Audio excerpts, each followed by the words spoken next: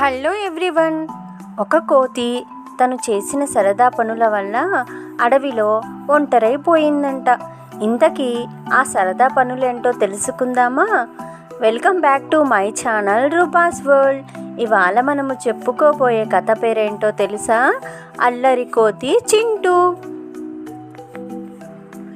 ఒక అడవిలో ఒక చురుకైన కోతి ఉండేది. దాని పేరేమో చింటూ. చింటూకి అల్లరి చేయడం అంటే భలే ఇష్టము.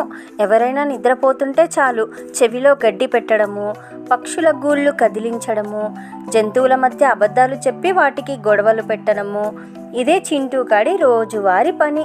ఒకరోజు ఏం చేసిందంటే, కుందేలు దగ్గరికి వెళ్ళి నీ క్యారెట్ని ఏనుగు తీసుకున్నాడు అని చెప్పింది. తర్వాత ఏనుగు దగ్గరికి వెళ్ళి నువ్వు ఏం చేశావో ఏమో, సింహం నీ మీద చాలా కోపంగా ఉంది అంటూ ఇలా జంతువులకు అబద్ధాలు చెప్పి వాటి మధ్య గొడవలు పెట్టేది. అవి గొడవ పడుతూ ఉంటే ఇదేమో చెట్టు మీద కూర్చొని వాటిని చూస్తూ ఎంజాయ్ చేస్తూ నవ్వుకుంటూ ఉండేది. ఈ గొడవలన్నింటికి కారణము ఈ చింటూనే అని అన్ని జంతువులు అర్థం చేసుకుంటున్నాయి. చింటూ గాడికి ఒకరోజు అనుకోని పరిస్థితి ఎదురయ్యింది. అదేంటంటే, ఒక సాయంత్రము ఎవ్వరూ చింటూతోటి మాట్లాడలేదు. ఎవ్వరూ అతనికి ఆహారం కూడా ఇవ్వలేదు. ఆ రాత్రేమో ఒక పెద్ద వాన పడింది. చింటూ ఆకలితో చలిలో వణికిపోతూ ఉన్నాడు. కానీ ఏ జంతువు కూడా తనకి ఆశ్రయం ఇవ్వలేదు. నేను ఒంటరిని అయిపోయాను అంటూ చింటూ ఏడవడం మొదలుపెట్టింది. ఇదంతా గమనించిన ఒక చిన్న జింక చింటూ దగ్గరికి వచ్చి ఇలా చెప్పింది, చూడు చింటూ, నువ్వు సరదాగా చేశావు అనుకుంటున్న నీ పనులు ఇతర జంతువులకి ఎంత బాధని కలిగిస్తున్నాయో నీకు తెలుసా?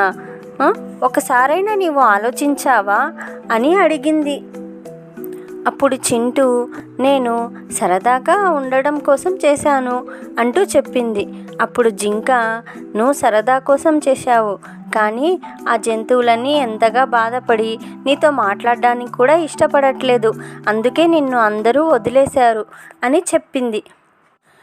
అప్పుడు చింటూకి అర్థమయ్యింది, ఓహో, నేను చేసిన పనుల వల్ల ఇలా ఒంటరిని అయిపోయాను, నేను చేసింది తప్పే కదా అని గ్రహించింది.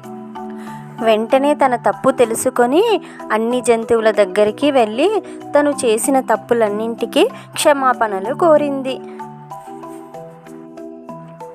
అప్పుడు అన్ని జంతువులు, సరే చింటూ, నీ తప్పు నువ్వు తెలుసుకున్నావు, అది చాలు, ఇప్పటి నుంచైనా అందరితో స్నేహంగా ఉండు అని క్షమించాయి.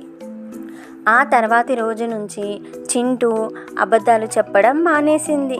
అల్లరి పనుల బదులు అందరికీ సహాయం చేయడం మొదలుపెట్టింది. కొద్ది రోజుల్లోనే అడవిలో మళ్ళీ నవ్వులు మొదలయ్యాయి.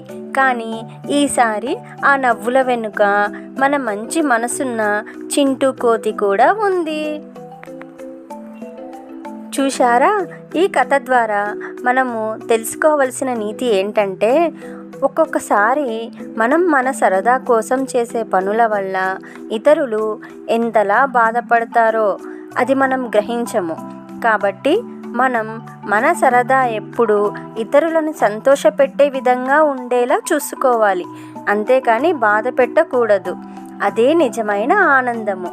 మీకు కనుక నా ఈ చిన్ని ప్రయత్నం నచ్చినట్లయితే నన్ను ఆదరించి ప్రోత్సహించగలరు అని కోరుకుంటున్నాను.